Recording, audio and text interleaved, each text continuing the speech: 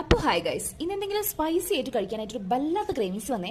Fridge തുറന്ന് നോക്കിയപ്പോഴോ ഈ രണ്ടു മൂന്ന് സാധനങ്ങൾ ഉണ്ടായിരുന്നുള്ളൂ. സോ ഇത് വെച്ച് എന്തുണ്ടാക്കാന്നുള്ള ആലോചനയിൽ മനസ്സിൽ തെളിഞ്ഞു വന്നതാണ് ടൊമാറ്റോ റൈസ്. അത് അത്യാവശ്യം സ്പൈസിയുമാണ്, കളർഫുള്ളാണ് അല്ലേ.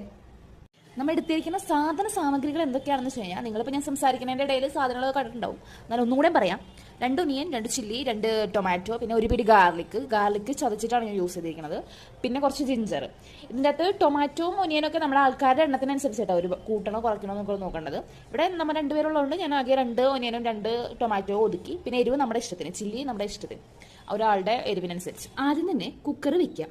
വെളിച്ചെണ്ണ ഒഴിച്ചതിന് ശേഷം ഒരു 1/2 ടീസ്പൂൺ ജീരകം ഇടാം. ജീരകം കടുക് പൊട്ടുന്നത്ര പൊട്ടൂലെങ്കിലും അത്യാവശ്യം മൈന്യൂട്ടായിട്ട് പൊട്ടും. അപ്പോൾ ജീരകം പൊട്ടി വരുമ്പോഴേക്കും അരിഞ്ഞു വെച്ചിരിക്കുന്ന ഇഞ്ചി, വെളുത്തുള്ളി ചതച്ചതൊക്കെ ഇടുക. എന്നിട്ട് നന്നായിട്ട് സോട്ട് ചെയ്യുക. ഇതിൻ്റെ ഇടയിൽ ഞാൻ 2 ഗ്ലാസ് അരി എടുത്ത് വെള്ളത്തിലിട്ട് കഴുകി, എന്നിട്ട് വെള്ളം നിറച്ച് വെച്ചു. അരിയുടെ കപ്പി തന്നെ വെള്ളം നിറച്ച് വെച്ചു. എന്താണെന്ന് വെച്ച് കഴിഞ്ഞാൽ ആ അരി ഒന്ന് വീർക്കും വെള്ളം കുടിച്ച്. അതിന് വേണ്ടിയിട്ട് അങ്ങനെ ചെയ്തത്. അത് കഴിയുമ്പോഴേക്കും നമ്മളിട്ട വെളുത്തുള്ളിയൊക്കെ ഒരു ഗോൾഡൻ ബ്രൗൺ ഷെയ്ഡായിട്ടുണ്ടാവും. അപ്പോൾ അത് ആ ഷെയ്ഡ് ആകുമ്പോഴേക്കും നമുക്ക് എന്ത് ചെയ്യുക, സവാള, പച്ചമുളക്, കുറച്ച് ഉപ്പും ചേർത്തിടുക. എന്നിട്ട് നന്നായിട്ട് സോട്ട് ചെയ്യാം. സവാള നന്നായി വഴണ്ടി വരുമ്പോൾ അരിഞ്ഞു വെച്ചിരിക്കുന്ന തക്കാളി ചേർക്കുക. എന്നിട്ട് നന്നായിട്ട് ഇളക്കി കൊടുക്കുക കേട്ടോ. ഈ തക്കാളി സവാളയിലേക്ക് അലിഞ്ഞു ചേർന്ന ടൈമിൽ ആ സമയത്ത് ആവശ്യത്തിന് മുളക് പൊടി ചേർക്കുക, ചിക്കൻ മസാലയും ചേർക്കുക. ഞാൻ രണ്ടും ഒരേ സ്പൂൺ വെച്ചാണ് ചേർത്തത്. എന്നിട്ട് നന്നായി ഇളക്കി കൊടുക്കുക കേട്ടോ.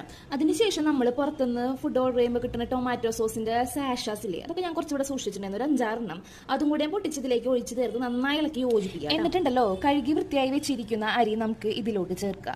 അരിയുടെ ഒപ്പത്തിനെക്കാട്ടും 1 ഇഞ്ച് മേലെ ആയിരിക്കണം വെള്ളം. അതൊഴിച്ച് ഉപ്പ് പാകം നോക്കി 20 മിനിറ്റ് വിസിലിടാതെ അടച്ച് ഫ്ലെയിം ചെറുതിൽ വെക്കുക.